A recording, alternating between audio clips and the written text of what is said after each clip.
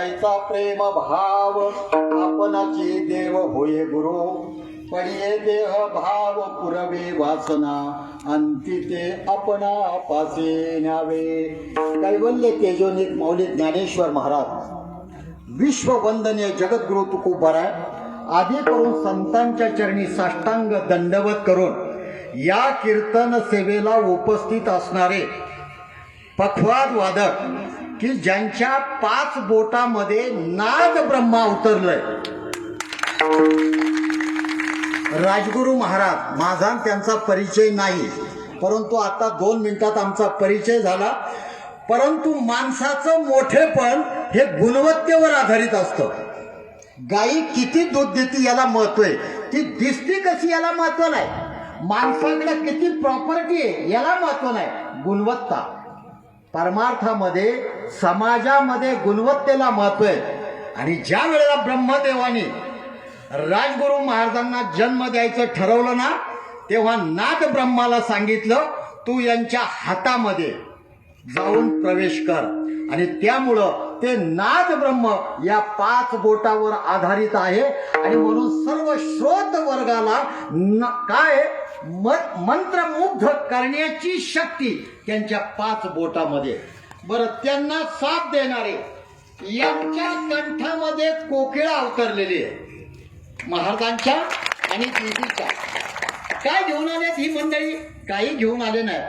ब्रह्मदेवानं सांगितलं हे बघा तुम्हाला मी जन्माला घालतो, पण तुमच्या कंठामध्ये मी कोकिळीचं वास्तव्य देतो. आणि म्हणून यांच्या कंठामध्ये कोकिळेनं वास्तव्य केलेलं आहे. आणि म्हणून त्यांनी अभंगाची पहिली चाल एवढी सुंदर गायली की मला असं वाटतं आपण या चाली पुढं काय चिंतन मांडावं. इतकी सुंदर चाल त्यांनी मांडली.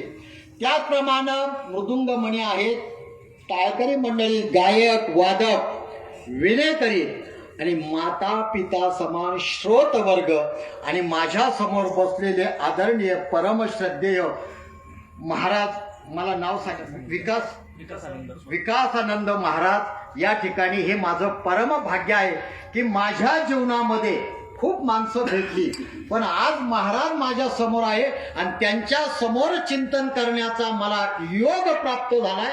हे माझं मी परम भाग्य समजतो. एक योगायोग समजून घ्या. योगायोग प्रत्येक गोष्टीला महाराज योग असतो. काय आपल्या हातात? काही आपल्या हातात नाही. वृक्षाची पान हले ज्याची सत्ता. अरे वृक्षाचं पान सुद्धा त्याच्या सत्तेशिवाय हलत नाही. याची कल्पना आहे आपल्याला, आहे माहिती? वृक्षाचं पान जरी हलायचं असलं तरी त्याच्या सत्तेनं हलतं. आणि याच्या पुढचं जर प्रमाण द्यायचं असेल, तुझी या सत्तेने वेदासी बोलणे, सूर्यासी चालणे तुझ्या बळे, ऐसा तू समर्थ ब्रह्मांडाचा धनी, वर्म हे जाणोनी शरण आलो. अरे त्याच्या सत्तेशिवाय काही होत नाही.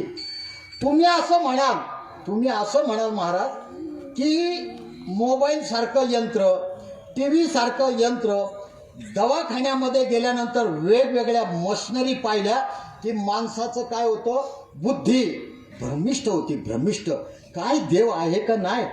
अरे अमेरिकेमध्ये घडलेली घटना 1 मिनिटात आपल्याला मोबाईलवर पाहायला मिळते.